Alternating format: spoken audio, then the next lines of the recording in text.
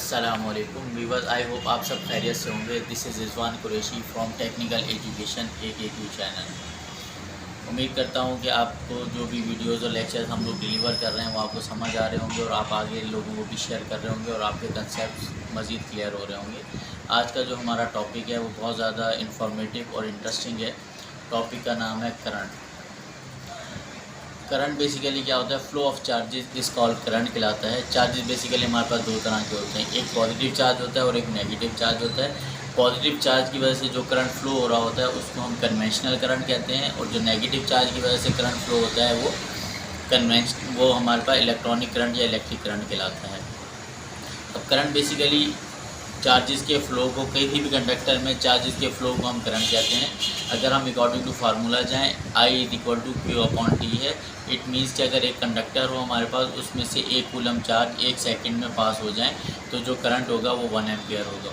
1 ampere बहुत बड़ा unit है। इसको हम करंट को कैलकुलेट करने के लिए स्मॉल अमाउंट ऑफ करंट के अंदर जो है ना रीडिंग लेते हैं, जिसके अंदर मिली एम्पियर, माइक्रो एम्पियर के अंदर वैल्यूज़ या रीडिंग ली जाती है। आपको यहाँ यह बात भी बताता चलूँ कि इंसानी या ह्यूमन बॉडी को जो कितनी मैक्सिमम अमाउंट में करंट अगर लगे तो वो इंसानी जान मौलिक हो सकती है, या उसके लिए जो है बहुत ज़्यादा मसला हो सकता है, या वो सेंसेशनल इफेक्ट होता है। 0.01 मिली एम्पियर अगर किसी को भी करंट गुजरे तो उसको सेंसेशनल इफेक्ट होते हैं। बट अगर उससे ज़्यादा करंट अमाउंट गुजरे, जैसे कि मैं बात कर रहा था 0.5 एम्पियर या 1 एम्पियर की, तो उसके अंदर बहुत ज़्यादा सीवियर कंडीशंस हो जाती हैं और फैटल सिम्टम्स आना शुरू हो जाती हैं, मौलिक सिम्टम्स आना शुरू हो जाते हैं, जिसमें इंसान को हॉस्पिटल के अंदर जाना पड़ जाता है या इमरजेंसी के अंदर जो है ना जाना पड़ जाता है इस अमाउंट पर अगर किसी को करंट लगे तो।